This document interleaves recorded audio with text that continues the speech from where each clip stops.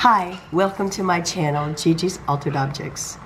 Today I'm working on a parasol for one of my customers, and this parasol is what you would use in a second line parade.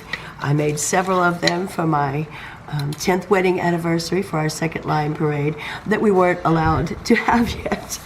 But anyway, I'm making some now, and I thought I would show you how to do this. So also, if you like what you see, please remember to subscribe and give me a thumbs up or a comment. I'm also going to do a contest. So when I get this video up, probably tomorrow, so that will be June 26th. I think I'll let it run through the middle of August. We'll do August 15th. So between June 26th and August 15th, anyone who subscribes or gives me a thumbs up, I will create a kit for you with everything you need in it except the tools to create your own parasol for a second line parade. And I'll give you several different choices of colors. This particular customer wants a purple one for her niece, and I'm also going to be providing a little history along with that for the second line parade. So let me start with the items that you need. Now, I won't be able to send the tools, but I do have some different bead working tools that we're going to need. I have these straight stick pins, and I got these from Wish. I just get them a gazillion at a time. They're usually about $1 and $1 shipping. You just have to order ahead of time because it might take a while to get there. So we'll need 8 of those because there are 8 ribs on the umbrella. So each bottom will get beadwork. Okay, let's see. So all together we used 2, 4, 6, 10. So we used 10 times 8. Is that correct? Yes. So you'll need 80 of the little pearls. You will need 2, 4, 6, 8, 10, 12, 16 of some little purple beads, and then also 8 of a larger bead. At least that's what I'm using on this. Some of the umbrellas I did for mine, I did every other rib so that you could save a little time, because I was making, like, I think I made 35 of them.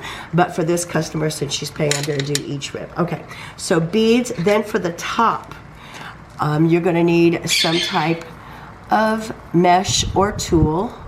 I'm going to use some of this. I'm pretty sure this probably came from either Michael's or Hobby Lobby. I just keep it on hand. I'm going to use some ribbon. You can find this on sale. Whenever I find it on sale, I pick some up in different colors. A variety of feathers. You definitely want at least one larger ostrich feather. I'm also going to be using some pieces of picks that I tore apart from Michael's, and then some smaller purple feathers along with a collection of longer purple feathers. I'll use 3 or 4 of these, and these also came from Wish. I just stock up whenever I need and get supplies from Wish. I'm going to use some of these silk flowers for the top, and I'm also going to use this wonderful glitter. I think I actually took this off of a Halloween decoration, but I love the way it looks, and I think I'm going to use it for the very top. Also from the Oriental Trading Company, I got some of these plumes. Those are going to go around the outside. I may do a double layer. It takes 1.5 of these for the outside bottom of each umbrella. And then, since I'm going to be doing each rib, I needed sets of Mardi Gras beads that are going to go down the side.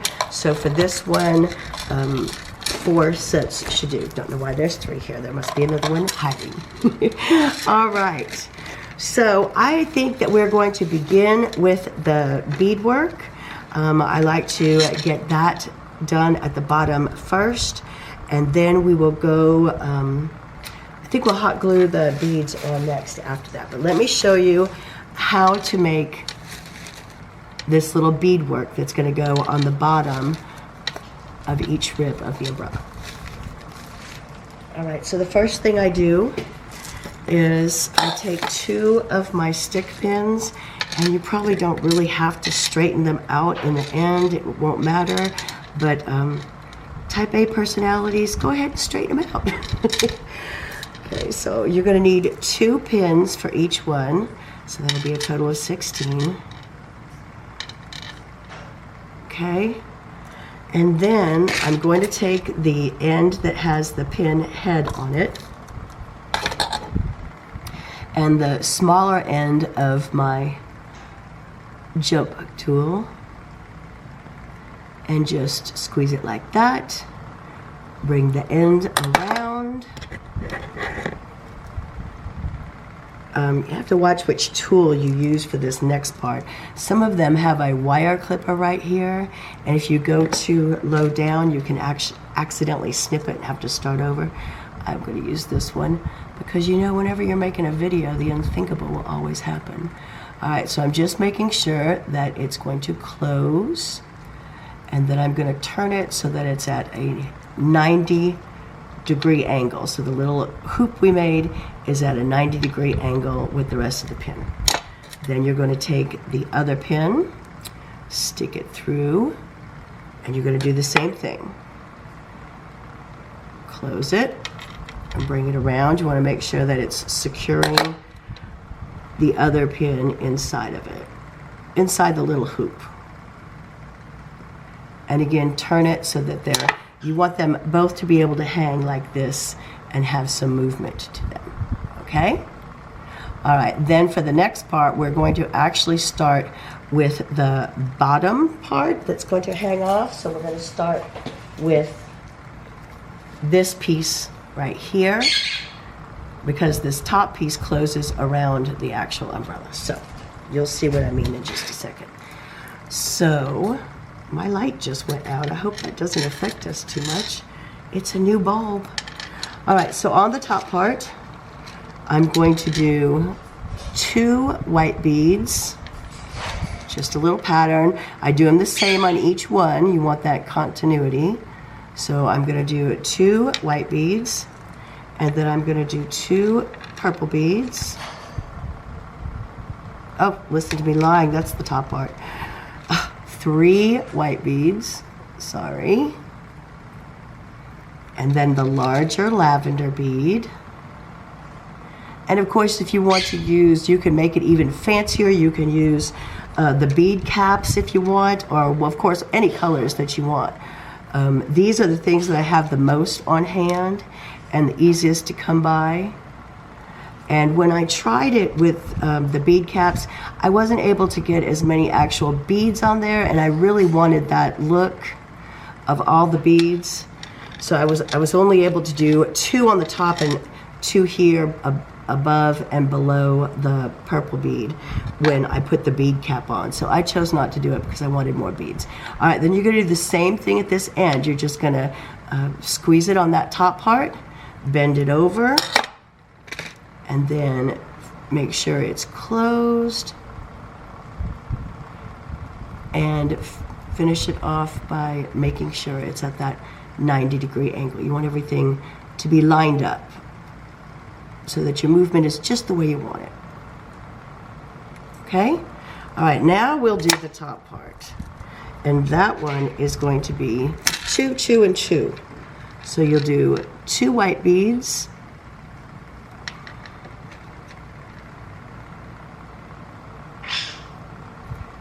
2 purple beads,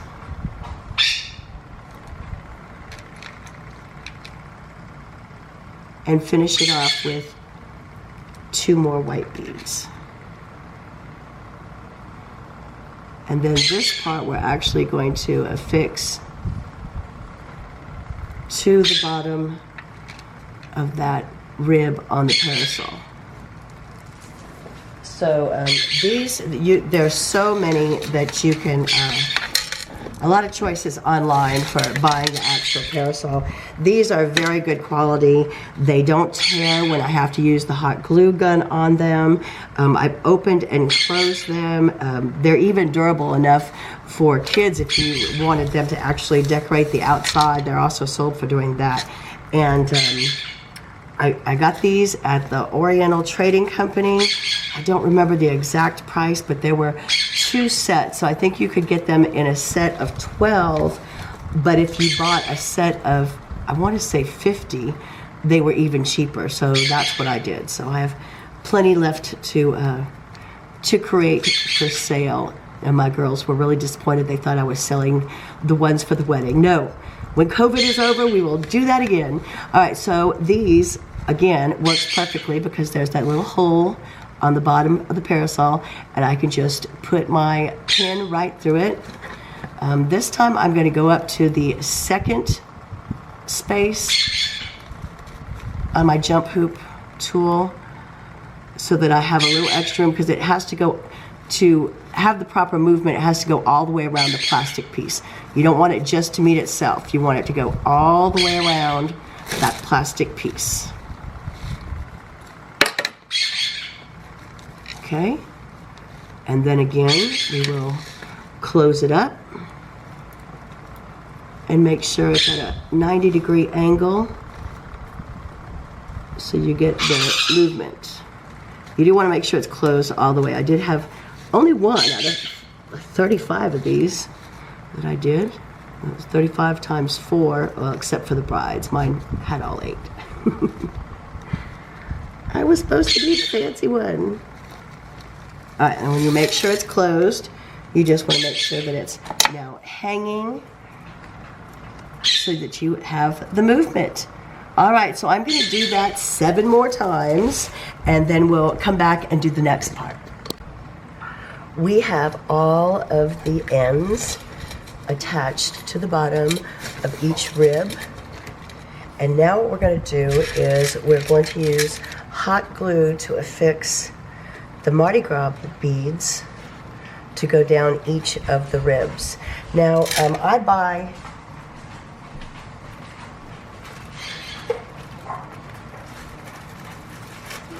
sorry about that. I buy my Mardi Gras beads from the Mardi Gras company. That's what it's called, out of New Orleans.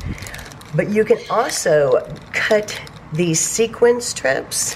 I did them cutting 2 of the sequins thick, and you can also use those to line the ribs with.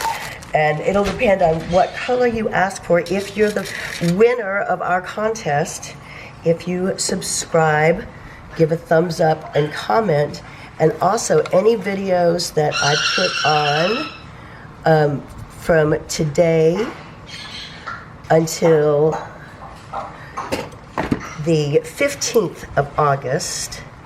So every time that you, after you subscribe, just leave a little comment, let me know that you've already subscribed, and give me a thumbs up, and every time you do that, your name will be entered into the drawing, and you will win a kit. I will include everything except the tools that you need to create your own second line parasol. I'm going to tell you a little history about the second line.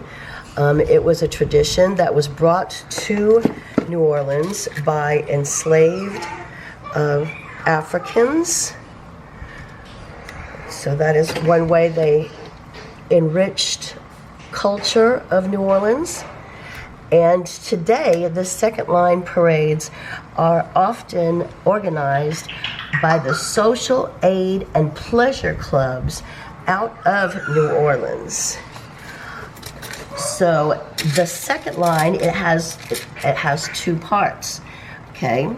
So the main line of the parade is the Grand Marshal, and then a brass band, and then the person or persons that are being celebrated.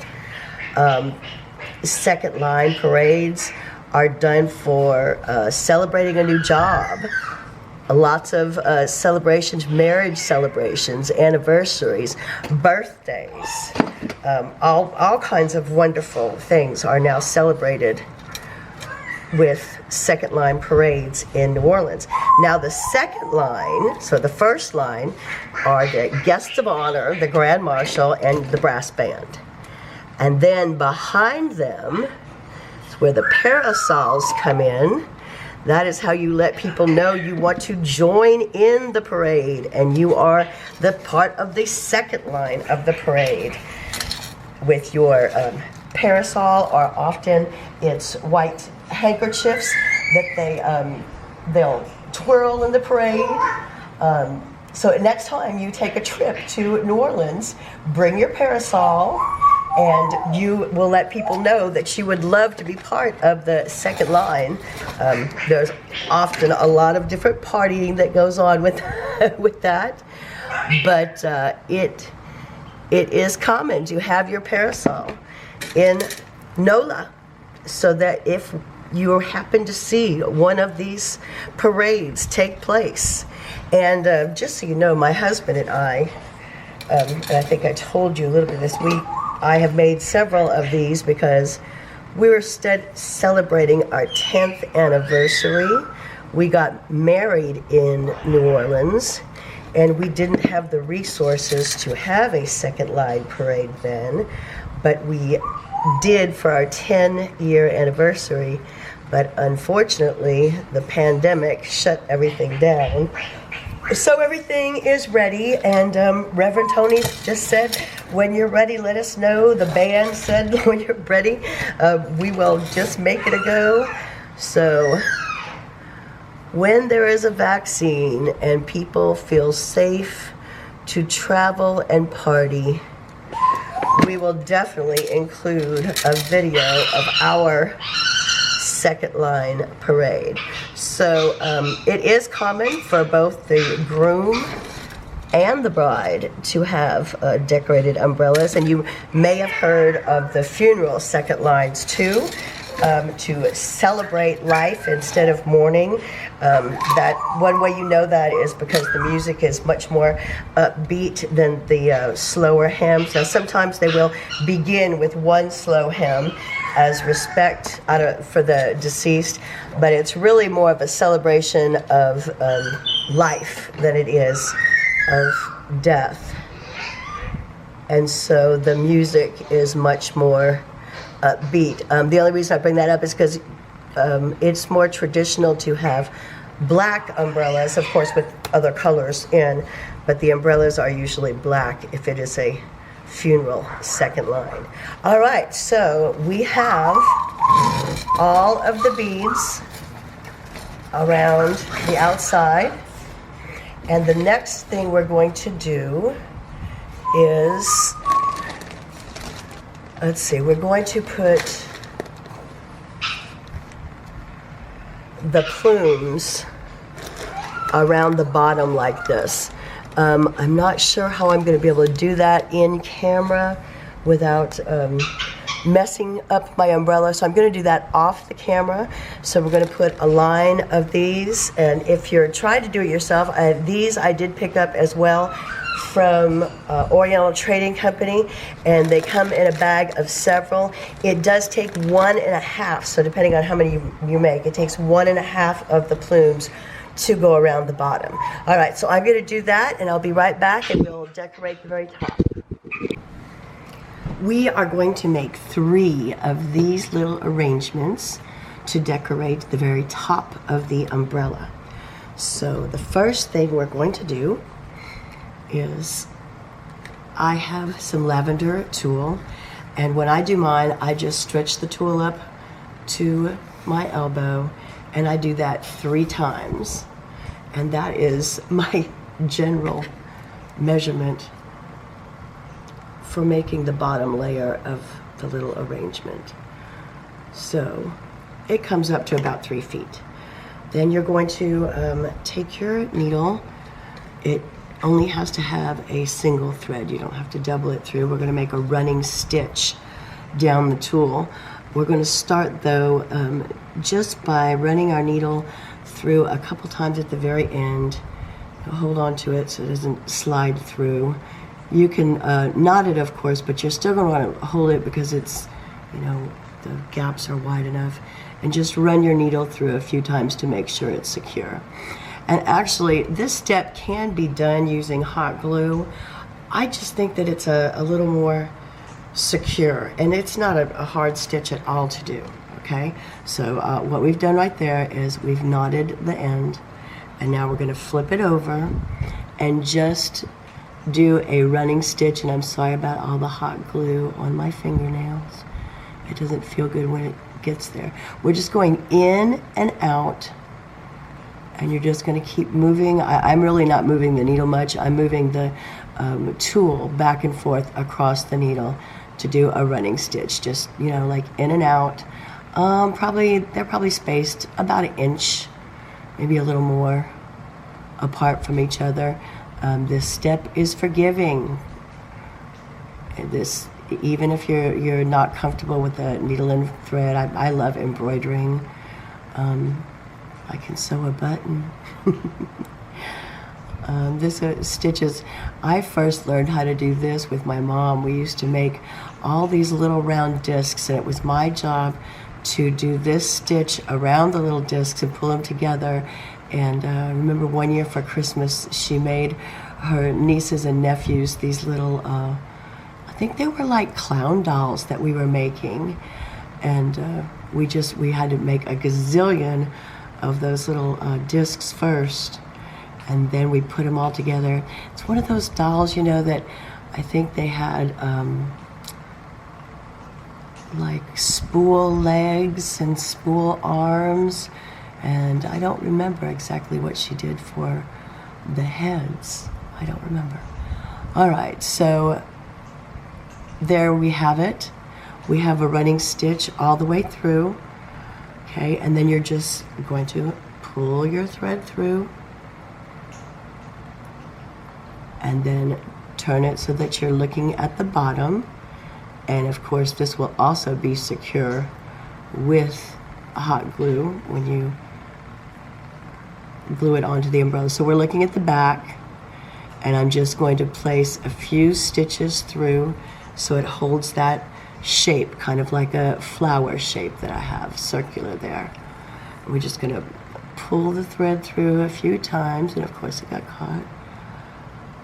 And then to knot your needle, if you're not familiar with it, you just stick your needle underneath that loop you have at almost the end.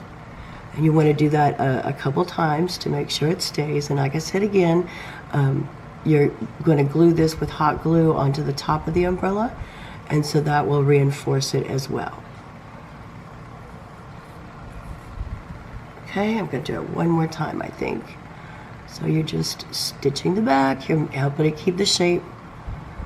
When you get a little loop at the end, right here, and you just put your needle back through that loop, and that helps create a knot, okay?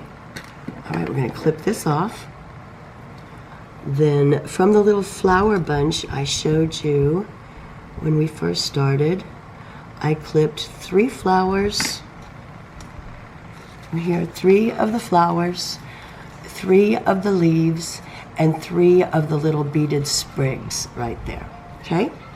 All right, so I'm going to use one of the smaller flowers, or I'm sorry, feathers like this out of my feather stash.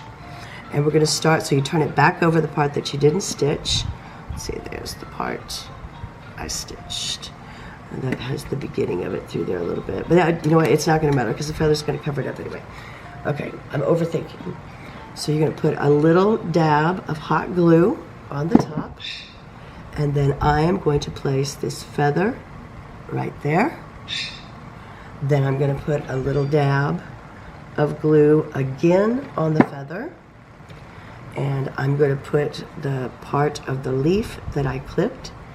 And then to hold that down, I'm going to push it with the flower so I don't burn my fingers. And hold that there for just a second. Okay, make sure it's not too glued. And then on the leaf, again, I'm going to put a little more hot glue right there. And I'm going to tuck in one of the little beaded sprigs right there.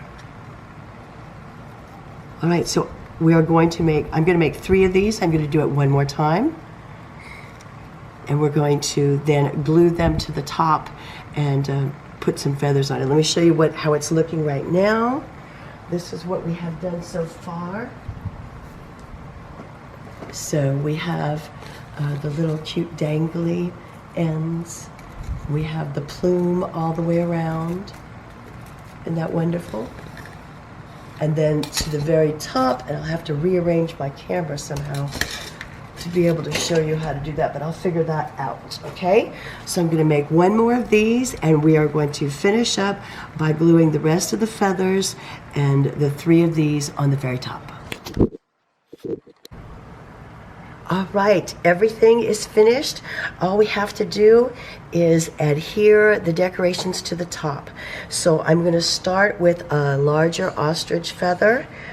I do these in white. Sometimes I will take glitter and decorate the very ends. Not gonna do that this time because I used a lot more lavender.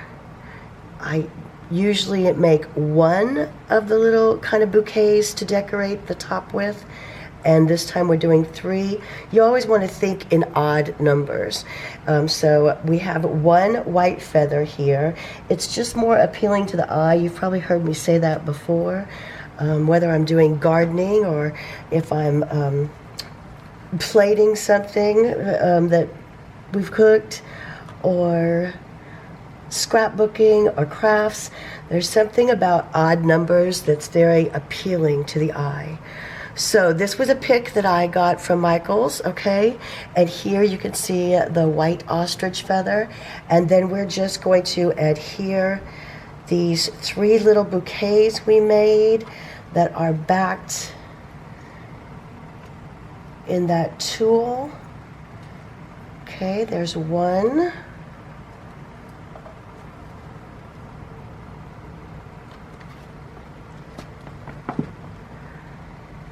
There's 2. You want to hold them down for a minute. Get too carried away. I want this feather to stick up. There we go. I've also found that E6000 works well.